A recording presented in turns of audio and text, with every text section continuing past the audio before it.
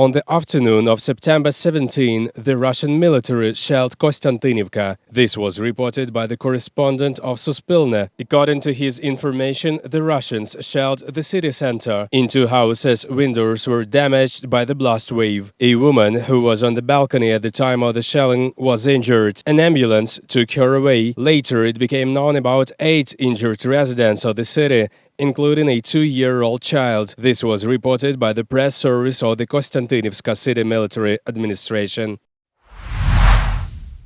Pavlo Kyrylenko, the head of Donetsk Regional Military Administration, reported that the Russian military shelled the private sector of Kramatorsk. The S-300 complex was used. One child is among the wounded, he wrote in his Telegram channel. On the night of September 18, the Russian military fired rockets at the city again. According to preliminary information, one woman was injured. This was announced by Alexander Honcharenko, the head of the Kramatorsk City Military Administration. He added that the Russian military had hit the very center of the city with missiles. On the morning of September 19, the Russian army massively shelled Avdiivka, as a result of which the central part of the city was damaged. The extent of destruction is established. This was reported by Pavlo Kyrylenko. He added that the Russian military hit Kramatorsk with missiles, where they damaged the building of the College of Economics. According to preliminary information, the S-300 anti-aircraft missile system was used. There were no casualties, Mr. Kyrylenko noted. According to the head of Donetsk region, Toretsk was hit by an airstrike at night, where the Russian army targeted the private sector. As a result of shelling, one person died, houses were damaged. Mr. Kyrylenko said that the Russian military continues to attack Donetsk region with artillery, aviation and missiles. In addition, the day before, Toretsk was shelled. School number 1, a branch of the hub school number 6, was hit again. Also on the territory of Hromada at night, the Russians destroyed school number 18 in New York, the report says. Pavlo Kyrylenko, the head of Donetsk Regional Military Administration, announced that on September 18, 3 people were killed in Donetsk region by Russian military fire. He added that residents of Toretsk, Yagidny and Bohorodichne were killed by Russian military shelling. 8 more people were injured, Mr. Kyrylenko wrote. The Russian military shelled the South Ukraine NPP at night. The missile fell 300 meters from the nuclear reactors. This was reported by Energoatom. A powerful explosion occurred only 300 meters from the reactors of the SU NPP. The shock wave damaged the buildings of the NPP. Over 100 windows were broken. One of the hydraulic units of the Oleksandrivska HPP, which is part of the South Ukraine energy complex, shut down. 3 high-voltage power transmission lines also shut down, the message says.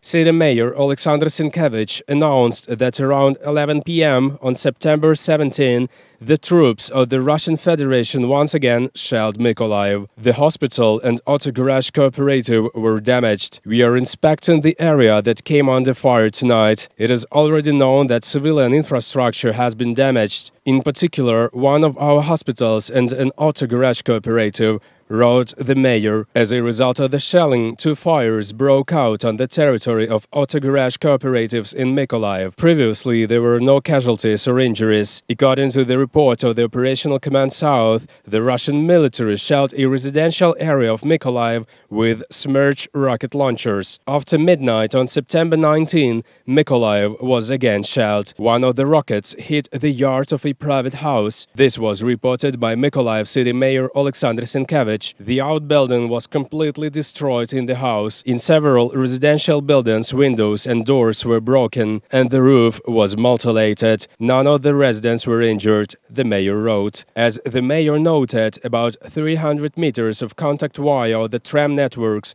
were damaged at one of the sites. The team of the utility company Mykolaiv Electrotrans repaired the network. Tram traffic has been restored.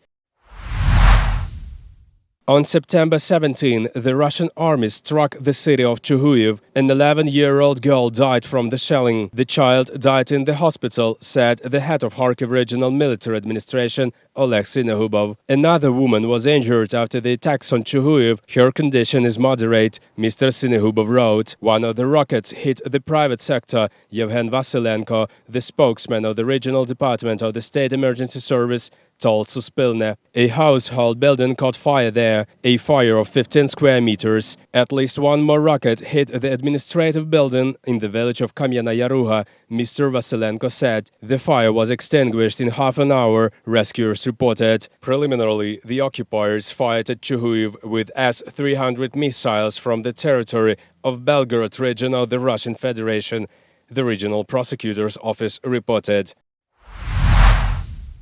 More than 400 bodies were found in a mass burial in the deoccupied city of Izum. The dead are people with signs of torture, those killed as a result of rocket fire, children and soldiers of the armed forces of Ukraine. This was announced by the president of Ukraine, Volodymyr Zelensky. There is already evidence of further atrocities committed during the Russian occupation. The body of a person who was strangled with a rope and buried with a rope around his neck, bodies with broken arms and other signs of abuse, a mass grave with murdered soldiers, 17 bodies. Some of them are with obvious traces of torture. The world should see it today. The world should know that Russia leaves such traces of atrocities, traces of terror everywhere on the occupied territories. You have seen Bucha, you have seen Mariupol, now Izum. The head of the Kharkiv Regional Military Administration reported that among the bodies exhumed on September 16, 99% showed signs of violent death. There are several bodies with their hands tied behind their backs,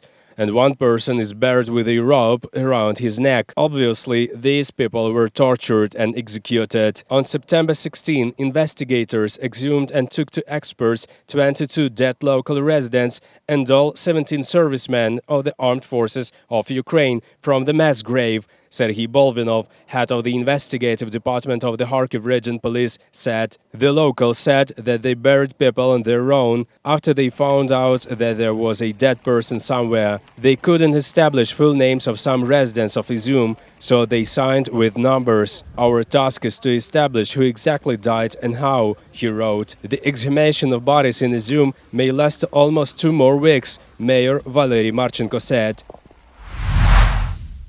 According to the investigation, the Russian occupiers created a pseudo-law enforcement agency in the village of Kozachya Lopan, in the basement of which civilians were tortured. The Kharkiv Regional Prosecutor's Office reported this on September 17. During the inspection, documents confirming the functioning of a pseudo-police department and the apparatus used by the occupiers to torture civilians were seized. So far, persons who worked for representatives of the aggressor country in the village of Kozachya Lopan have been identified, the report says. The video from the prison in Kozachya Lopan was published by the mayor of Derhachi, Vyacheslav Zadorenko. President of Ukraine Volodymyr Zelensky spoke about the prison in Kozachya Lopan in a video message on the evening of September 17. In the liberated areas of Kharkiv region, more than 10 torture chambers have already been found in various towns and villages. When the occupiers fled, they abandoned torture devices. Even at a common railway station of Kozachya Lopan, rooms for torture, instruments for electric shock torture were found. This is just a railway station. Torture was a common practice in the occupied territory. On the night of September 17, the Russian army shelled Nikopolsky district of the Dnipropetrovsk region with grad and heavy artillery. This was announced by the head of the regional military administration, Valentin Reznichenko. 3 hromadas of the district came under fire, namely Nikopol, Marhanets and Myrivska. The Russian military attacked Nikopol 6 times. More than 90 shells were fired at the towns and villages of the region. People were not affected. There is a damage to houses, cars, a lyceum, an industrial enterprise shop, gas pipelines and power lines. On September 18, 2 men were killed in Nikopolsky district due to shelling by Russian troops. 3 more people were injured, Mr. Reznichenko said. During the day, Russian troops struck 3 hromadas in the district 4 times, namely Pokrovska, Chervonogorivska and Nikopolska. They fired from grad and heavy artillery, firing more than 60 shells. there is destruction. On the night of September 19, the Russian military again shelled Nikopolsk district. According to Valentin Reznichenko, the Russian army fired more than 40 shells at Nikopol and Marhanets Hromadas from heavy artillery and Grad. Previously, people were not affected. In Nikopol and its surroundings, up to 10 houses, several farm buildings, cars, water pipes and power lines were damaged. In Marhanets Hromada, shelling left more than 2,500 families without electricity. On the night of September 16-17, the Russians shelled the village of Tavriske in the Zaporizhia region with 4 rockets. As a result of the attack, the Perspektiva Gymnasium, a sports club and a local cultural center were destroyed. There were no casualties, Alexander Staruch, the head of Zaporizhia Regional Military Administration, said. Also, high-rise buildings in the city of Stepnohirsk were shelled. No one was hurt. One person was wounded in the town of Orikhiv after shelling.